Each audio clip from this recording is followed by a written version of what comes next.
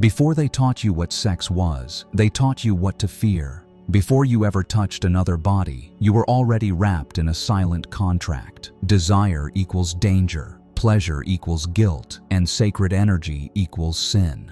But what if it's the opposite? What if your sexual energy was never meant to be shamed? What if it's the very force that was designed to awaken you, not just biologically, but cosmically? This isn't about fantasy, it's about frequency, because sexual energy isn't just a physical urge, it's a bioelectrical current, one that pulses through your spine, your nervous system, your aura. The ancients knew this. They called it prana, chi, kundalini, life force. It's the engine of creation itself, but you were never meant to access that engine freely, because a being that understands how to harness, direct, and transmute sexual energy doesn't obey easily. That kind of being becomes sovereign, magnetic, uncontrollable, so the energy had to be hijacked, not by force, but by shame. Religions were among the first to script the narrative. Desire is dirty, flesh is weak. Discipline means denial. You were told that holiness and sexuality cannot coexist, but ancient temples told a different story. In Egypt, sacred union rituals were part of spiritual training.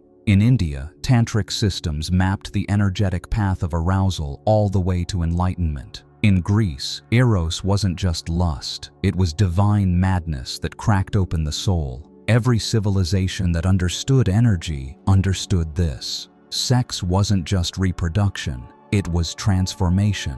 But that power made systems nervous, because people who feel whole don't need saving. People who can generate bliss internally don't crave approval. People who are embodied don't surrender their bodies to control. So the solution was simple: redefine the sacred as sinful. They didn't need to burn the temples, they only had to burn the blueprint within you, and it worked. Today, most people live severed from the most potent energy they carry. They confuse attraction with addiction. They confuse release with relief. They confuse pleasure with punishment. And worse, they carry shame for wanting to feel alive. But the truth is, you don't need to be healed from your desire. You need to remember where it leads.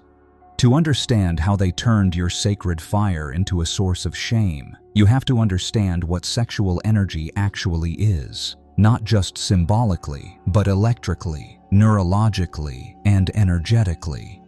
Sexual energy is not an emotion. It's not just a hormone response. It is life force in motion, the raw current that powers every level of your being.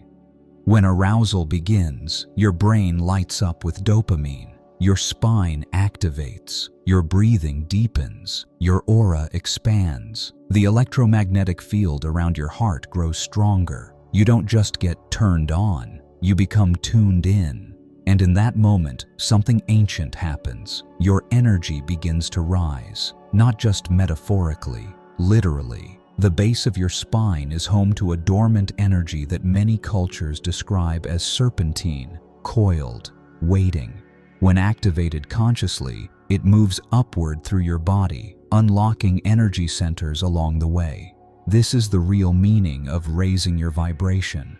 But here's where the hijack happens. Instead of teaching you how to move that energy upward, how to convert it into intuition, vision, and power, they conditioned you to dump it, fast, compulsively, secretly, shamefully. It's not a coincidence. They trained you to associate the peak of your energy with instant release. They trained you to fear the buildup, to avoid the inner heat. They trained you to label your own vitality as too much, unclean, inappropriate. Why? Because when energy is leaked, it's harmless. But when energy is contained, cultivated, and redirected, it becomes magnetic. And magnetic people are unpredictable. Magnetic people don't conform, they don't over-explain, they don't chase, they attract. That's why every major system, religious, educational, corporate, works overtime to keep you disembodied, distracted, drained. Because if you started actually feeling your own energy, you'd stop needing their validation. They don't want you to feel powerful. They want you to feel guilty for feeling powerful. So they created a script. Sexuality is something you manage, not celebrate. Pleasure is something you indulge, not revere. Energy is something you expend, not refine. But here's the secret they never taught you. Your body is not a distraction from your path. It is the path. And when you stop leaking your energy into systems that profit from your emptiness, something begins to change. Your desires become direction. Your arousal becomes awareness. Your energy becomes yours again. So what happens when you stop seeing sexual energy as a problem and start seeing it as a compass? Everything changes, because desire isn't chaos, it's clarity in a primal form. Desire is how your soul points. It's how your system whispers, "There's power here. Follow it, not blindly, but consciously." But you've never been taught how to listen. Instead, you've been fed one of two programs: repression or indulgence. Either deny desire completely and feel righteous, or chase it endlessly and feel broken.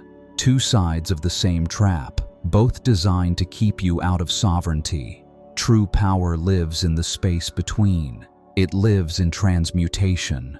Transmutation is not suppression. It's not about killing the fire. It's about redirecting the fire, upward, inward, toward higher centers of awareness. This is what the ancients mastered, not abstinence, but alchemy. In Taoist and Tantric systems, sexual energy was circulated throughout the body, not discharged. In Hermetic science, it was the foundation for activating higher perception. In mystery schools, it was the gate you had to pass through to even begin real initiation. Because until you've made peace with your own energy, you are not free. You are programmable. And that's why shame works so well. Because when you're ashamed of your energy, you'll give it away without even noticing. You'll drain it in distractions. You'll seek comfort instead of clarity. You'll lower your frequency just to feel normal. But what if normal is broken? What if everything you were taught about your body was engineered to disconnect you from your soul? Because when someone can't access their own energy, they become easy to guide, easy to tame, easy to sell to, and maybe that was the plan all along. If this message is activating something in you, subscribe and hit the bell, not just to support the channel, but because most people will never hear this unless you help make it impossible to ignore. Because what we're talking about isn't philosophy, it's not belief, it's your biology, your memory, and your right to feel fully alive. So let me ask you, what would change in your life if you stopped apologizing for your energy and started mastering it?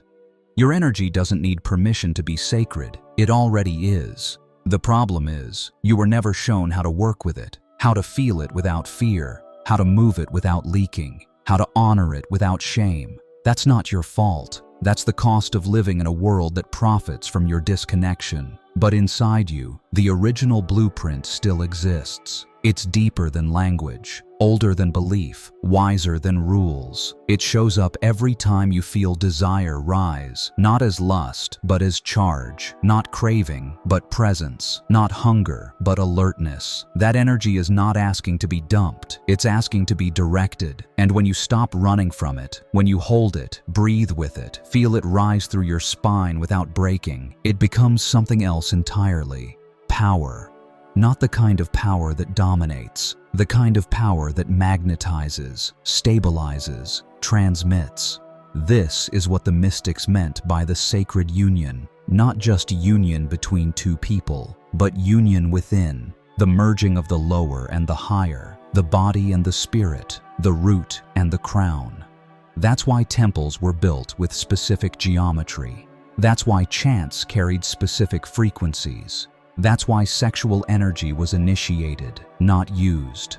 Because those who knew, understood, this energy is a key to health, to clarity, to vision, to God.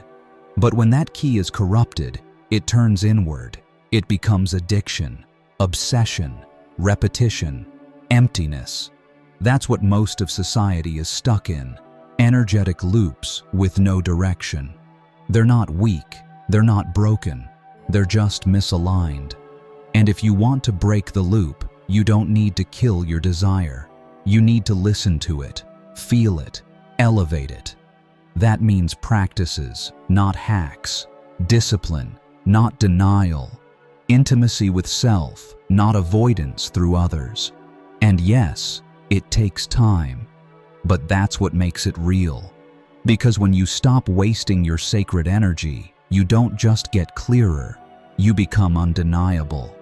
Most people are trying to fix themselves without realizing the root disconnection is energetic. You've been taught to solve emotional blocks with thoughts. You've been told to overcome insecurity with confidence tricks. But none of that works because the issue isn't in your logic, it's in your current. Your energy doesn't flow, it leaks. Your system doesn't expand, it clamps. Your desires don't create, they chase. Why? Because somewhere along the line, your relationship to your own energy was fractured. And the healing doesn't start with a partner, it starts with presence, real presence. The kind where you can sit with your own inner fire without escaping. The kind where you can feel the tension rise and not run from it. The kind where your energy doesn't scare you anymore because you finally stopped treating it like a problem. You don't need to be less, you need to hold more. And that means reactivating the internal circuitry that was shut down. This doesn't require belief, it requires practice, breathwork, movement, stillness, sound. Simple technologies to reconnect the broken loops between your lower centers and your higher ones. To let your energy circulate, not explode. You've probably felt glimpses of this before. That calm intensity, that grounded hunger, that clarity that emerges not from thinking, but from feeling deeply and staying centered inside it. That's not just arousal, that's your sacred engine warming up. And once it flows, everything shifts. Your voice deepens, your eyes sharpen, your decisions become cleaner. People feel your presence before you even speak. Because the body remembers how to lead when the energy moves without shame. You no longer beg for connection, you become connection. And in that state, there's no need to dominate, chase, or perform. You simply radiate, from root to crown, unapologetically. That's the true path of sacred sexuality. Not indulgence, not repression, but integration. And once that starts, systems lose control over you. Because when a human remembers they're electric, magnetic, divine, they stop being programmable. You've spent years trying to manage your energy, control it, quiet it, tame it. But what if it was never meant to be tamed? What if it was meant to be trusted? Your sexual energy is not the enemy. It is the entrance to your wholeness, to your intuition, to your memory. Not the kind of memory that lives in your brain, but the deep cellular knowing that you were never meant to live in pieces. That's what shame does. It breaks you apart. It tells you, this part of me is good, and that part is wrong. This impulse is acceptable, and that one is dangerous. This craving is holy, and that one is forbidden. But the sacred doesn't divide. The sacred integrates. It honors all of you, even the fire, especially the fire. Because when you stop fearing your own energy, you become sovereign. And sovereign beings cannot be controlled, not by fear, not by doctrine, not by systems. That's why your sexual power was never just personal. It was political, it was spiritual, it was revolutionary. And that's why they had to break it early. The shame you carry isn't yours. It was installed by systems that feared what you might become if you were fully alive, fully awake, fully in your body. But now you know, and once you know, you can't unknow. You can't go back to sleep. You can only choose, ignore the call, or step into the fire and remember who you are. Because sacred sexuality isn't about performance, it's about presence. It's about power that radiates from alignment, not effort. So here's the final question. What part of your energy have you abandoned the most? And are you finally ready to reclaim it? Let me know in the comments.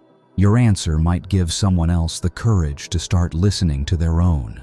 And if this message hit somewhere deep, there's more where that came from. The next video isn't just a continuation, it's the next key.